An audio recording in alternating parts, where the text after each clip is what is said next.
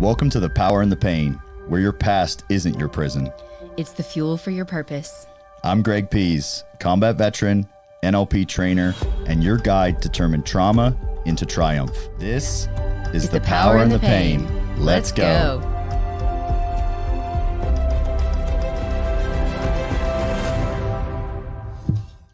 Welcome back to The Power and the Pain, and today's special guest is me. All right. Today I'm going to be by myself today, and I'm sharing something that's going to be very intriguing for a lot of people. Those that get what I'm saying are already mastering their schedule. And for those that are finding chaos in their day-to-day schedule, for those that find themselves being too busy for certain tasks or certain things, those people are going to find a really intriguing message today. And really, we're going to tie it into a pragmatic how-to for you to take control of not just your calendar and your schedule, but your time. So today we're going to talk about the illusion of time freedom and how to really create time freedom. So let's take it out of abstraction.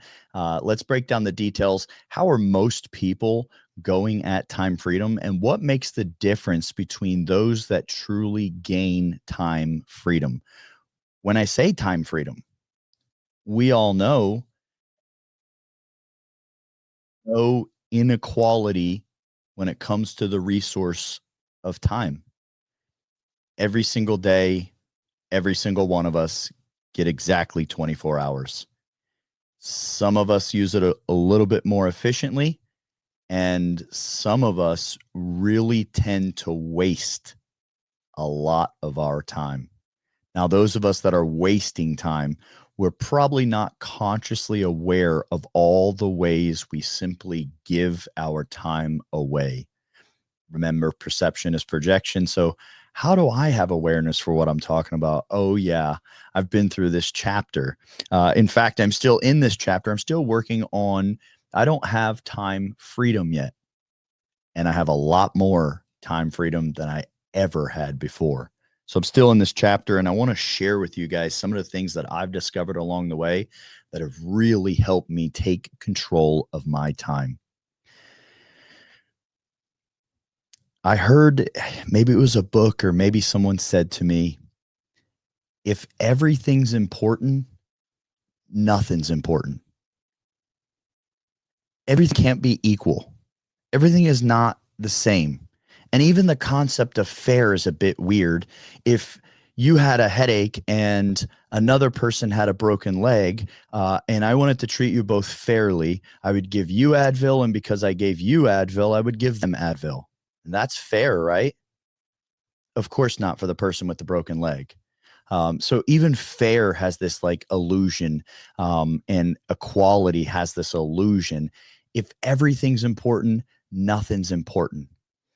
My wife and I have this concept, and we started doing this, about a decade ago. We do our absolute best to have already removed the word track, I didn't have time. Quit jumping out at me, Mike.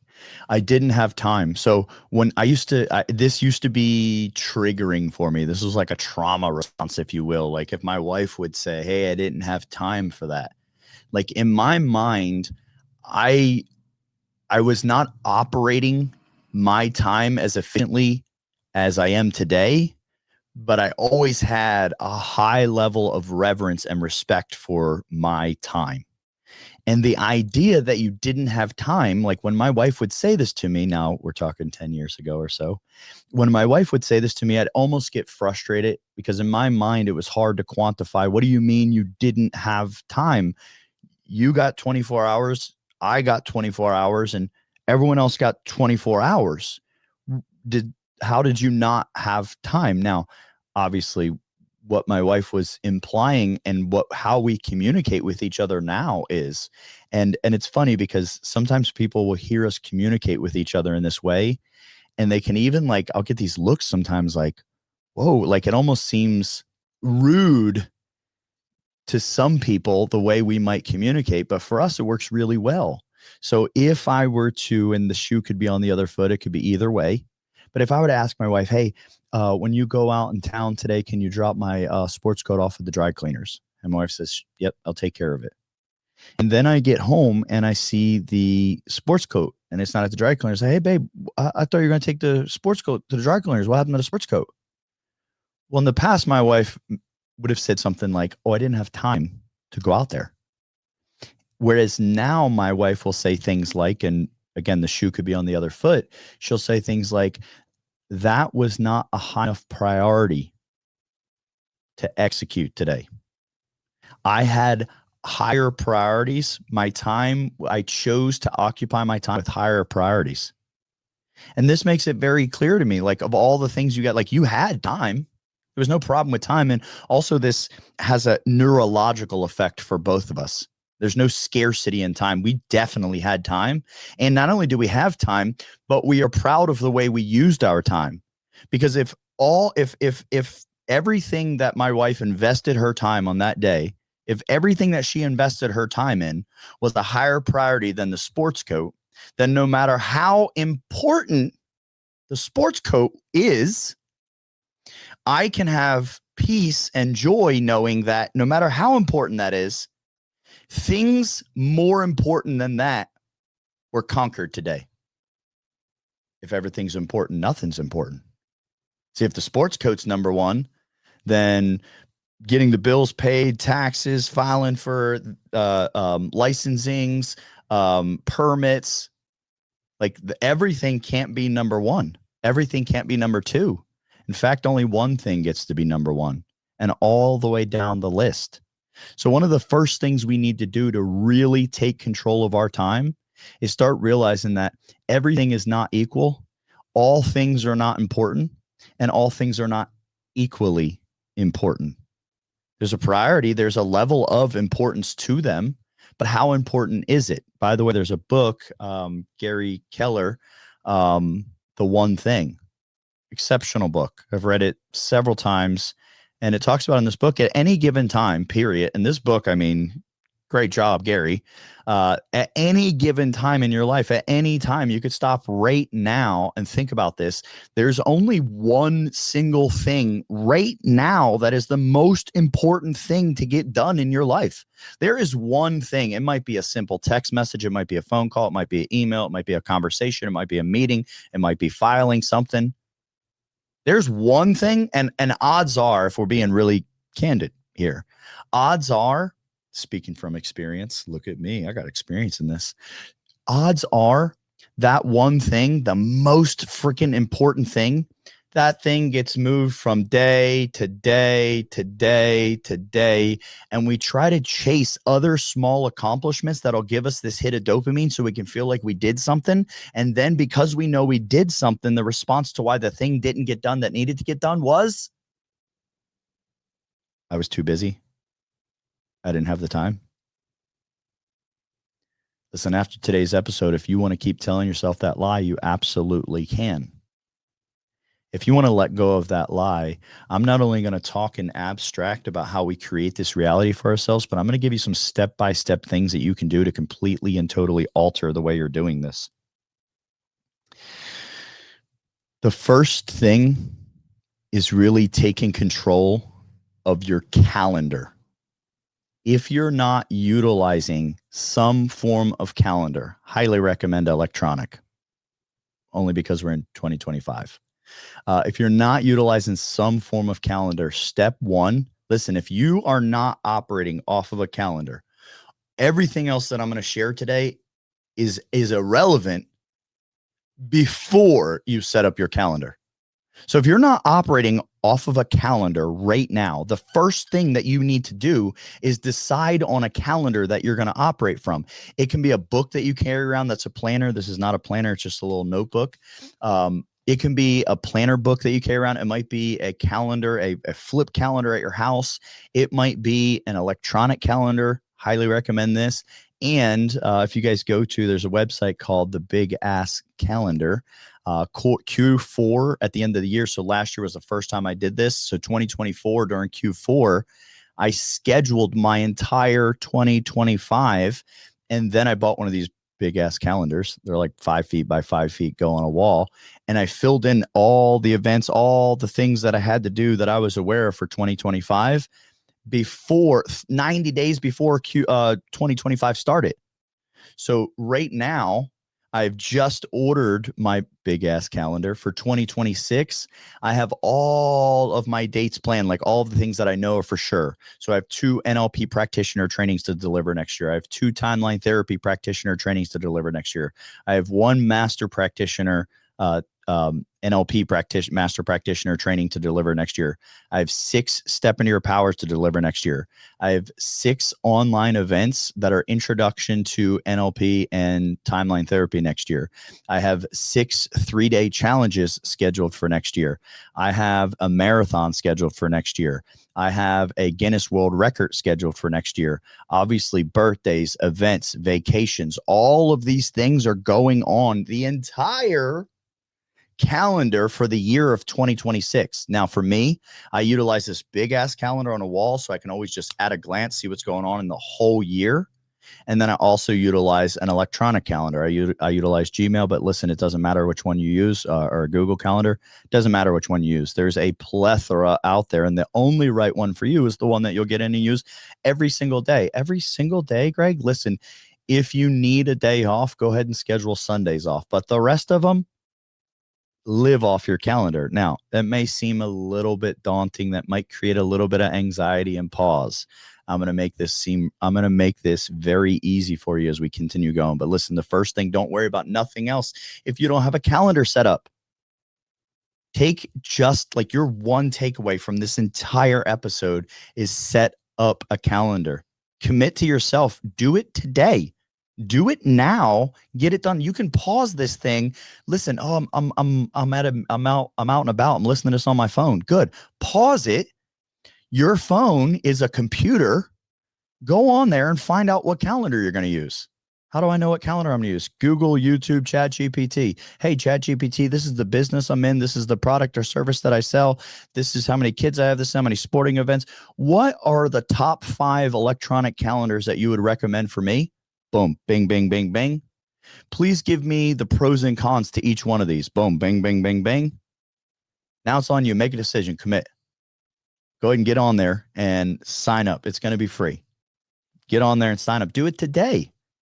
Come back and listen to this episode again, and then really start looking at the next steps. For those of you that have a calendar, but let's be real, we're not using it. Hey, you already got step 1 done. You already set up. You at least know where your calendar is. You have some form of neurological anchor that a calendar exists and that it's yours. You have ownership of this calendar. So if you already have a calendar, listen on. I got some more steps for us, okay? First thing we want to do is create that calendar. Decide, set it up. Now, it's up to you guys. Most people get freaked out when I tell them the idea of, hey, schedule everything you are aware of, birthdays, events, weekends off, camping trips, visiting relatives, people coming and visiting you, speaking opportunities, anything, absolutely vacations, anything that you are aware of. In my business, I get to be very, very well aware because I put on the events. So guess what? I get to pick the date for the event. Listen, depending where you're at in your world, in your micro economy, dates might be contingent upon another person. Okay, if you don't have the dates, it doesn't get to go on the calendar yet. But there's plenty of things like about birthdays. Like let's say if you have vacation money, like when and where is your vacation? For 2026, okay? Listen, I don't have vacation money. Awesome. You're allowed to have vacation money. And by doing this, it's going to really change the game for you. But check this out. You don't have vacation money. Would you like to go fishing with your family? Would you like to go hiking with your family? Would you like to go picnic at the park with your family? Would you like to go kayaking with your family? Camping with your family? Movie night with your family? I mean, literally put your movie nights for 2026 on the calendar, and they can be in-house movie nights. So what? Put it on the calendar. It sounds crazy right now for some people. I get it. Like, you want me to schedule my movie night in December of 2026 right now? Literally put it on the calendar, because listen, you can move it. It's your calendar. Take some agency. When I say some, just roughly like 100%. Okay. Take ownership. utilize your autonomy. You can shift this later, but if I don't already have a time block for it, then listen, let's be candid. Let's be raw for a moment. Then I'm hoping by next December, there's going to be a favorable day. Come on, y'all. We all know hope isn't a strategy. Literally put it on the calendar. So the things that you're aware of, once you have this calendar set up, put the things that you're aware of on the entire year for 2026. For me, and for people that are aware of what dates are and if they're controlling and setting the dates, all of a sudden, way before I get into 2026, all of a sudden there's only 15, maybe 20, some less, some way less. October's a big month for me. So some way less. Some months only have 10 days available in the entire month. Because you remember, some of these trainings are 7 days long. Some of these trainings are 6 weeks long. Okay. Now, when I say 6 weeks long, not all day, every day. But when I look at, after I fill up my calendar of things I'm aware of, there's only certain amount of days left each month. Like when I walk into March of next year, there may be 12 days available to schedule things.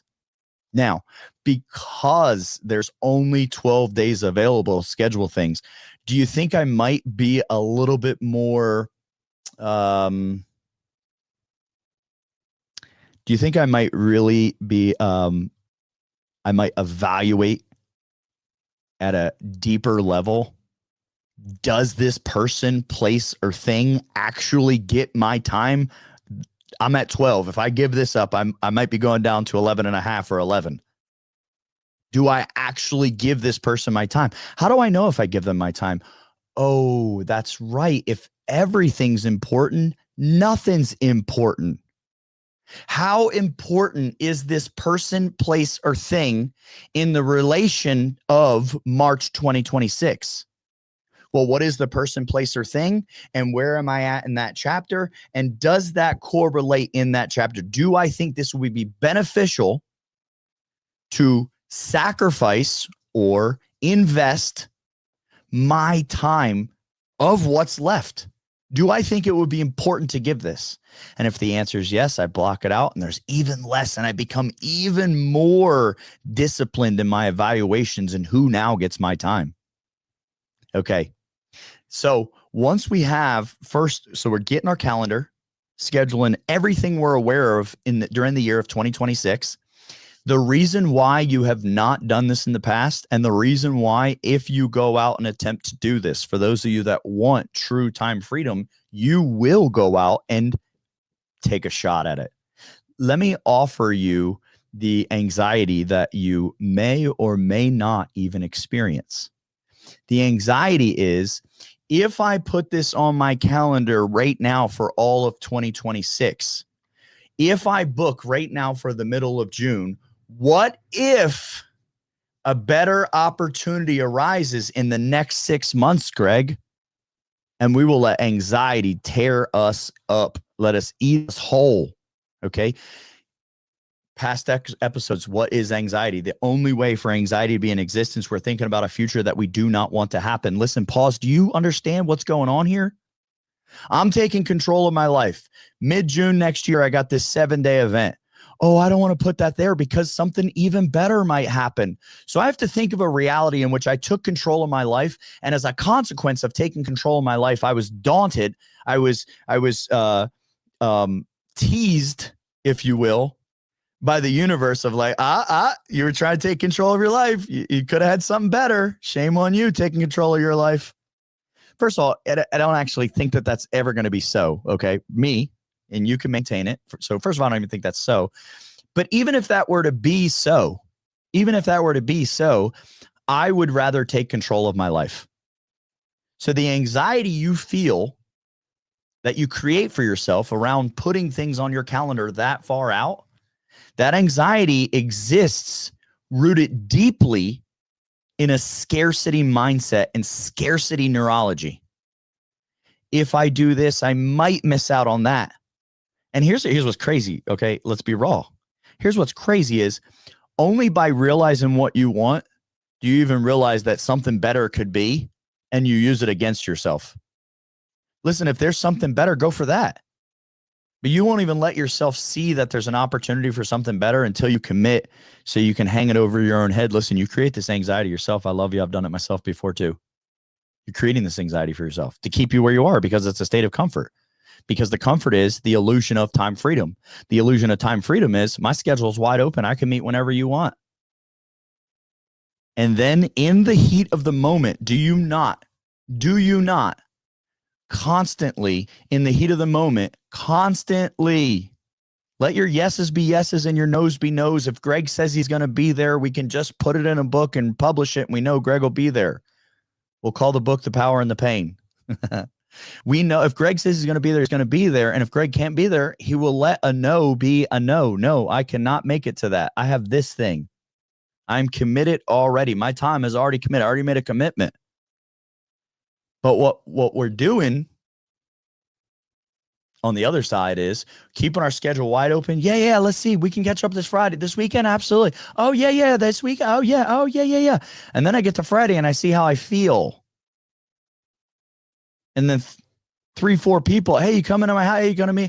Oh, I'm sick. Hey, excuse. Maybe I commit to one person. Or maybe I give them all excuses, stay home, draw the curtains, and act like I'm busy. No, none of us have done that, right?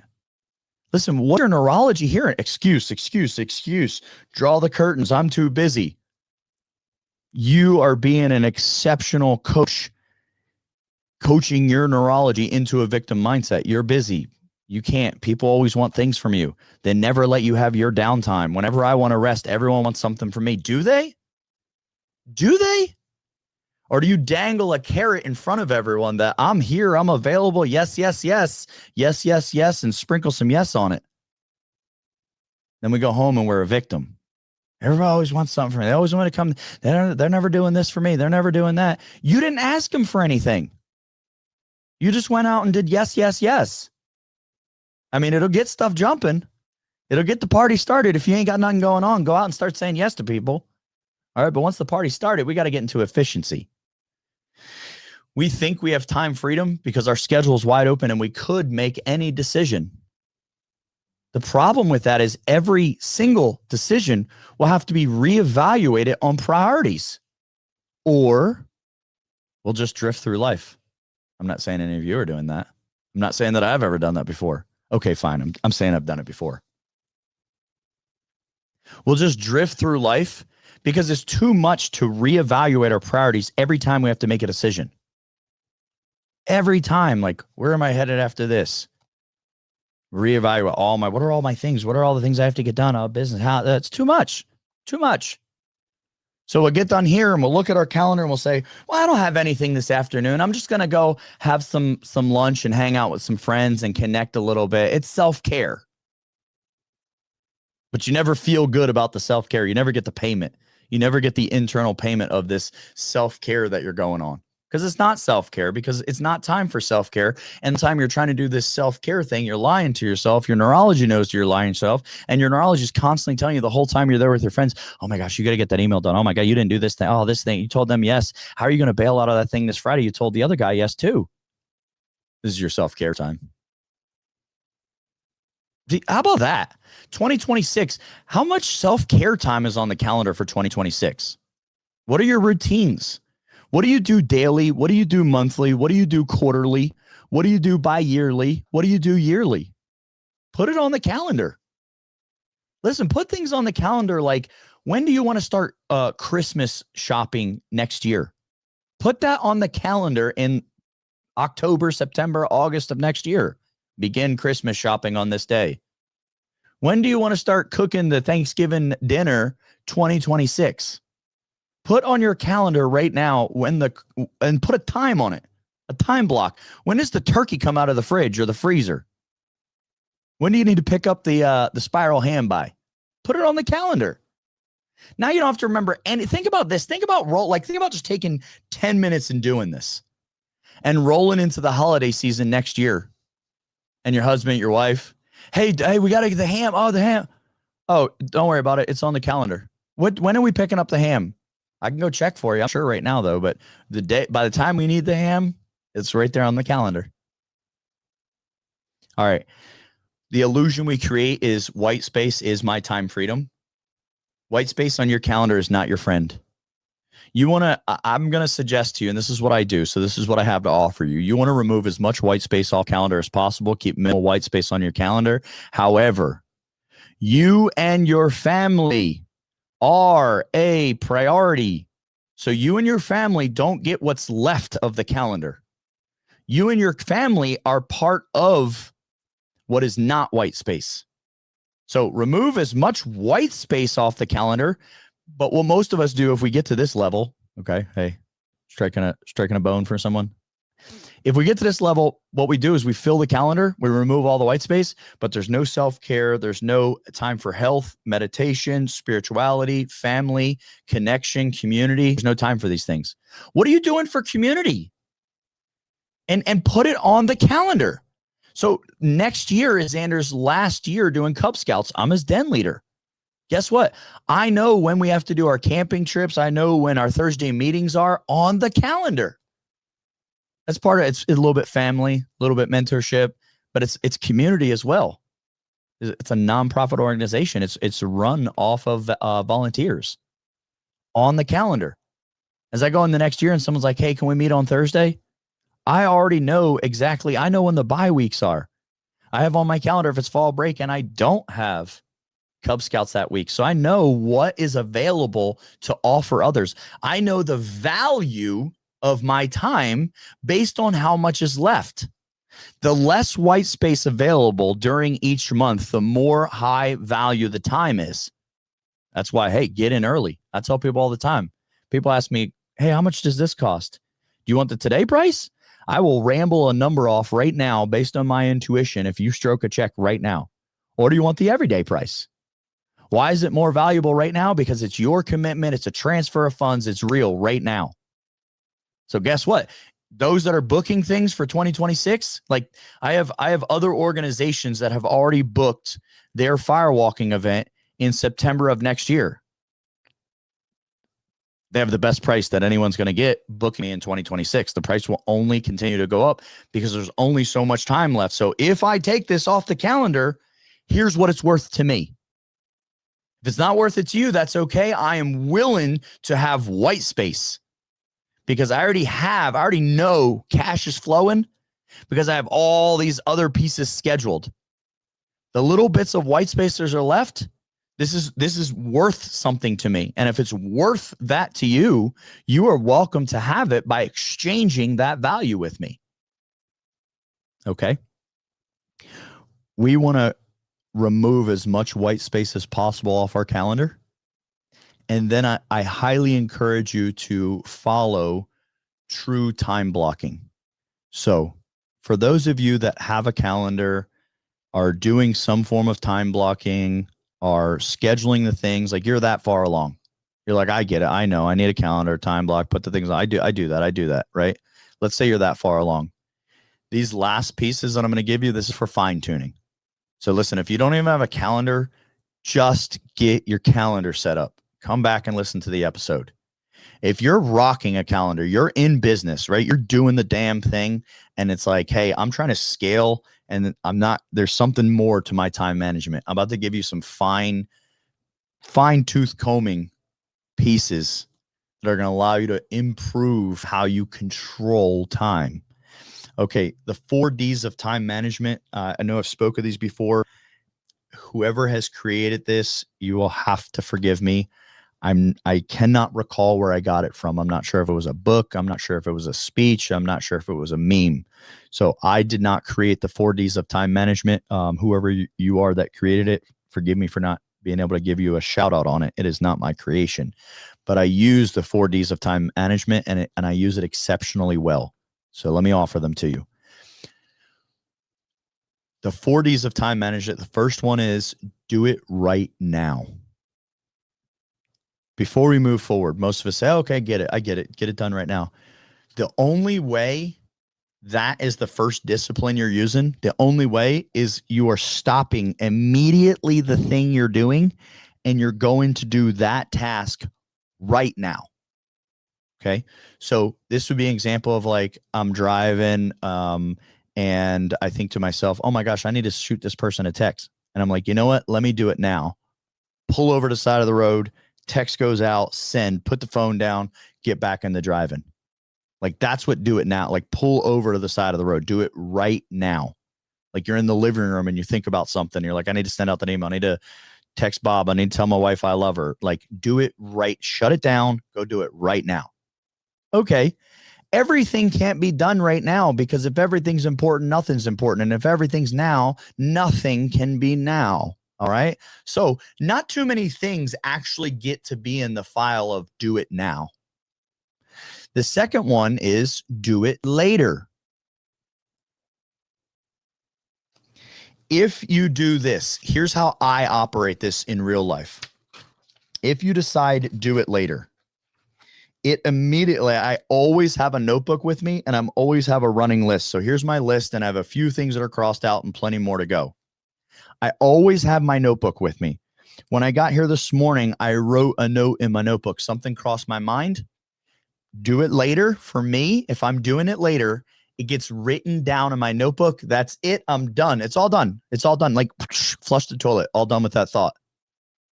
Okay, so I do it now, shut it down, whatever I'm doing, go get it done. Or I'm like, hey, I need to send Tina an email. Okay, I'm going to do it later. Send Tina email about event. Okay, that's it. All done. We'll talk more about this. But for now, that's all done. The next D is delegate it. Man, how many things are you doing throughout the day that are not your specialty? Robert Kiyosaki said, work your strengths, hire your weaknesses. The E-Myth talks about this. There's a book called The E-Myth. If you haven't read it, well worth reading. If you're an entrepreneur, you need to read this one. How many tasks are you doing that make no sense for you to be doing them?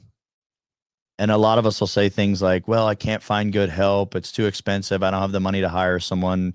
Yeah. Listen, if you got the money, pay for the help. If you don't have the money, consider going. Listen, go to the college, offer someone an internship, an apprenticeship, a mentorship, whatever the case may be, to help get their portfolio built, to help you do this thing. Virtual assistants, Fiverr.com, Fiverr.com. If you are not using Fiverr.com, I looked on there just the other day.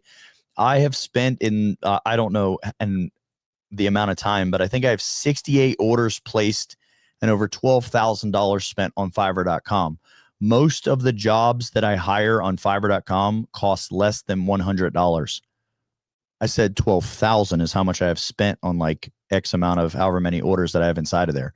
Obviously, some of those orders are going to be a little bit more expensive. Most of these orders, $75, $100, maybe $150. So that's a lot of work delegated that someone else conquered for me, did an efficient job at it, and I'm not paying employee tax on it. Plus, it's a write-off. Listen, I'm not your CPA. Talk to your CPA for more information on that. Okay, delegate. You're doing tasks that are not your specialty. All right, as an entrepreneur, as a self-employed entrepreneur, we have a gift. We have a skill set, like something we are like we see the algorithm and others are like, how do you see it? Whether it's playing guitars, whether it's helping people process trauma, whether it's promoting people's podcasts, whatever that is, like we have this thing, right? We have this algorithm. All the other parts of the business, and holy smokes, these are a lot. They have to be done. They don't have to be done by you. Stop making yourself busy. Find those miscellaneous tasks. Find especially the repetitive tasks. Listen, repetitive tasks, delegation, we're in 2025. Learn AI. AI needs to be handling all of your repetitive tasks for you. All right, and the last discipline in time management, the last D is don't do it at all. There are no shortage of great ideas, only execution. Everyone I meet has a great idea for my business. I listen just in case. And if it doesn't seem like it makes sense for me to go chase that rabbit, because the man who chases two rabbits catches none. If it doesn't make sense for me to chase that rabbit, I don't care how invigorating the idea may have been. I'm going to apply that fourth discipline of time management, cross it off, get it out of my mind. I'm not doing it. I'm not trying to do it. I'm not researching it. I don't care. It's a good idea. I know that I could go do this thing and it might attract more people, or I could go do that thing and I might have a bigger impact, or I could stay where I am and put all of my energy here and make sure I grow this. Was it Andrew Carnegie said, well, I kind of butchered it a little bit, but Andrew Carnegie said something similar to this, and then I just kind of butchered it.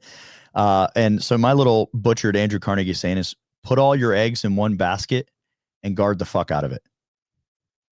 Okay. A lot of beliefs are like, hey, diversify, so on and so forth. Well, there's a time when it is to diversify. And that's when I have so many eggs, they no longer fit in this basket. But until this basket is overflowing, every friggin' egg goes in this basket, and I can guard this basket, and I'm not losing an egg, and I'm going to take off like a friggin' rocket ship. Once my basket is overflowing, I will then formulate a plan to diversify the additional eggs into new baskets. Most of us think that we need to diversify way before it's time to diversify. That is with our energy, through time, and through money.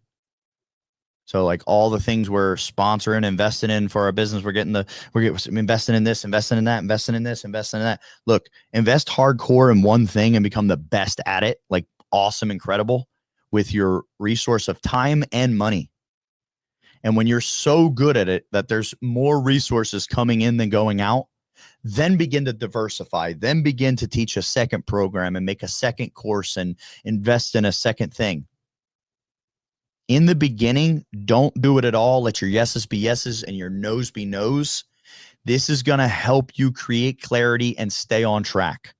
All right, so we got the 40s. Do it now, which means right now. Do it later. We carry a notebook with us. We put it on the notebook. Delegate it. We find who is the best fit to get this done, which could be AI. Make sure you're paying attention to that and learning. And the last one is don't do it at all. Many, like so many more are going to fall into don't do it at all than ever are going to fall into do it right now. But most of you have that backwards. You put a few into don't do it at all and you try to do everything right now. But you're busy. I'm not. I only ever have one thing to do at a time. When I leave here, I only have one thing to do.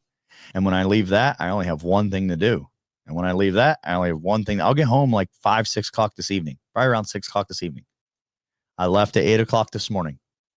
All day, I only ever have one thing to do at a time. There's only one thing to focus on, and I'm able to do, got this from Zig Ziglar, love the one I'm with. I'm all in with you. No one else exists because you're the only thing that matters. I don't look at my phone. I don't need to. When I get done this thing, I'll look at my phone. And if there's a text message and it needs a response, I can either do it now, do it later. I'm not delegating it, or don't do it at all. Odds are we're not going to do the don't do it at all. So right after this, hey, just got done with this. Awesome. Yeah, let's connect. Here's my link. Or, okay, that's going to need a moment to ponder so I can give them a good response. On the list, make sure I reply to Joe Bob Sue via text. Okay. Now, inside of daily routines, live your routine how you choose. Here's a couple things I do with my notebook that really just drive this home. When I wake up in the morning, I like to, I like about an hour, and I'll drink my coffee and I'll really just gather my thoughts. And while I gather my thoughts, I'll just put it on paper. So when I say gather my thoughts, whatever this looks like for you, I just think about what I have going on today, the things that happened yesterday. I really reflect on a lot on the day before. And what could I do differently? What opportunities might I have missed, and how would I operate in the future? And I'm taking notes to myself. Hey, let's make sure we get this set up. Hey, when this happens, do this thing. Call it journaling, call it whatever you want. It's just me time. Okay. Now, after my coffee, I go in now. Meditation, run, hygiene. Okay. Right. Do your morning routine the way you do it, whatever the other parts are. I have a note. So I do not start my day. Fridays is literally the exception for podcasting.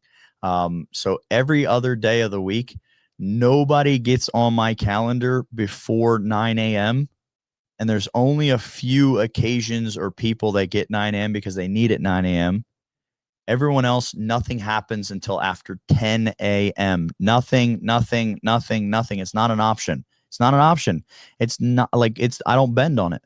Like, what? Then we'll have to meet in a week. That's when I'm available. Okay. Before 10 a.m., that's my opportunity to own my day. My emails go. I know that I don't have to worry about nothing. Right. And my phone doesn't ring like crazy because everyone has a time. Like, as soon as we talk, I don't keep them. Oh, yeah, we'll see. Oh, yeah, let's see if we can catch up this weekend. No, here's my link. Schedule time. Perfect. That's your time. They know there's going to be a time in the future. The clock's going to tick. And then it's just me and them one-on-one. And I'm going to love the one I'm with. So my phone is not, hey, are we going to catch up? Hey, we need to catch up. Hey, are you available this? Can you do that? People know they're conditioned. Hey, send me your link. I want to get some time with you. Yeah, boom, here you go. Okay.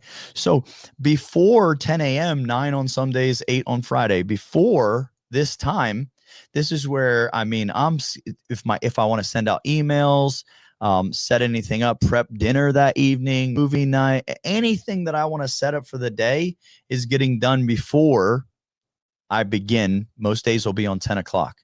Now, roughly, if it's a 10 o'clock start day, by 9 o'clock, probably I'm in the office no matter what. There's a chance I'm in there before it, but let's say by 9. At 9 o'clock, I'm looking at my schedule for that day.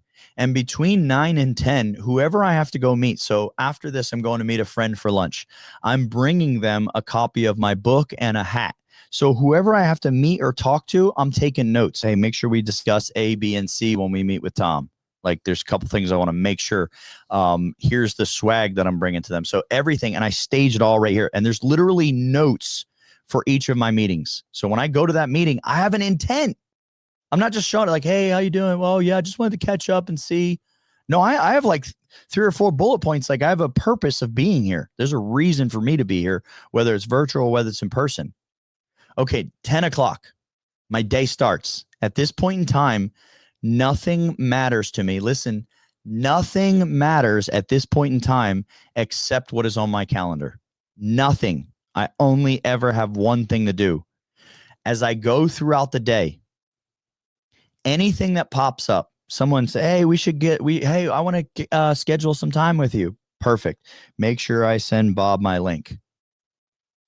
I do not veer from 10 until the last person I meet. So say 6 o'clock to be in tonight. I do not veer. I have one thing. I'm too preoccupied. I'm already committed. This is the only thing. I must do this thing said by me, committed by self. So everything else that comes up, all the conversations, all the things, hey, you should talk to this person. You should watch this trailer for this movie. Let me know what you think. You should go talk to this nonprofit. Check out this website. Check out this new calendar I bought. I think it'll be beneficial for you. All right, check out the big ass calendar. Check out this nonprofit. Watch this trailer. Give feedback to Bob. Goes on the list, and I have no concern, no worries about it. It's secured. I just flush the toilet, move on. Okay, at the end of the day, every day, it's my choice. You get to have a choice. I'm inviting you. You really want to scale things and take it to the next level? At the end of the day, the list has to get rectified to 0. Okay? So 6 o'clock, I start reading this list. Send Bob, Joe, Sue a text. Oh, perfect. 6 isn't too late. Hey, da-da-da-da-da-da-da, boom. All right, cross that one off. Schedule a haircut. Boom. Hey, schedule through the app for my barber. Cool. Put it on the calendar. Boom. Cross that one off. And then let's say there's things like I told someone I'd watch this trailer for a movie, right? My friend, I'm talking about, like, have you seen this movie? No, I haven't seen this movie. Oh, you should watch the trailer, dude. It's going to be awesome. Because we all do. Okay, I will. But our word means nothing. Okay, but I write it down and then I watch the trailer and then I follow up. And at an unconscious level, people are like, oh, if that guy says it's blue, it's good. It's blue. Like that guy's impeccable with his word. Okay. So now let's say it's 6:30 at night. And one of the things on my list, watch this trailer and give feedback. And I'm like, it's dinner time. I'm ready to get out there with the family. Okay. In order to get my list to 0, it's a do it later. When? Put it on. It goes on my calendar. So maybe tomorrow morning, if my first meeting is until 10, maybe I'll do this at 8:30 in the morning, or maybe I'll watch the trailer while I drink my coffee.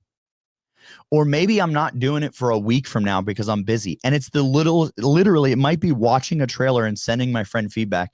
And I might not be doing it for a week from now because I'm going to respect my time over the next 7 days.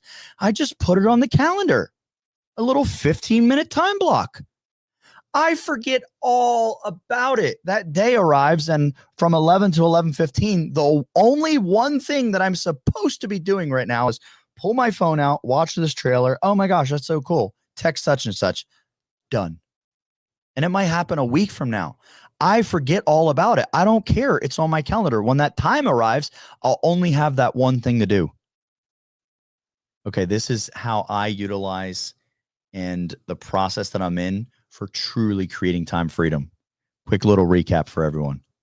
Get a calendar, get it set up. Get everything you're aware of, to include birthdays, family nights, movie time, everything you're aware of. Fitness, praying, meditation, put it all on the calendar. You want to remove as much white space as possible, making sure that you have already accounted for you, your family, your spirituality, your health, your energy, your emotions. Okay. As many things you can on the calendar for 2026. Follow the 4 disciplines of time management. Do it right now. Do it later means it goes on the list, and at the end of the day, it goes on the calendar. Delegate it. I find someone to get it done for me.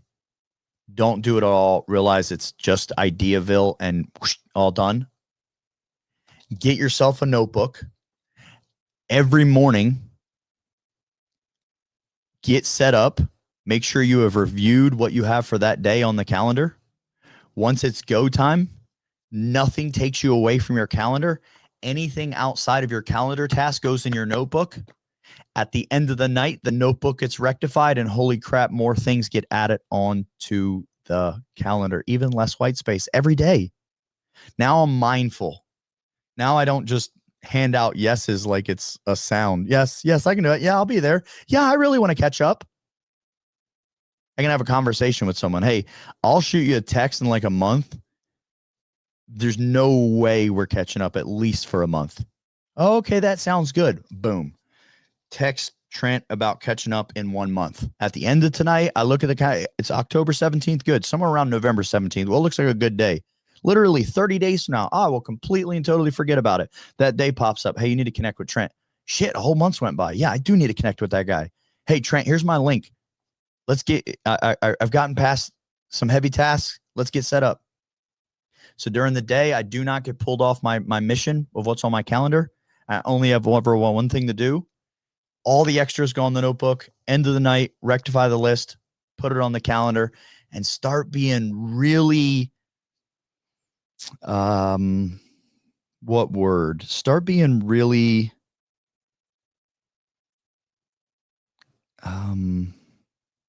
picky. I feel like there's a better word out there, but that's the one that came to me. Start being really picky with who gets your time. It's your most valuable asset, and you don't owe it to anyone. All right, make sure you like and subscribe. Let your friends know so they can check this out. We'll be back next week. Next week, I'm bringing in a really powerful guest. I'll kind of leave you guys with an open hanger. I'll see you guys next week for that one. If this hit you deep, trust that. Your pain has power, and your story isn't over. Follow, share, and send this to someone who you think might benefit. I'm Greg, and this was The Power in the Pain. Keep stepping into your power.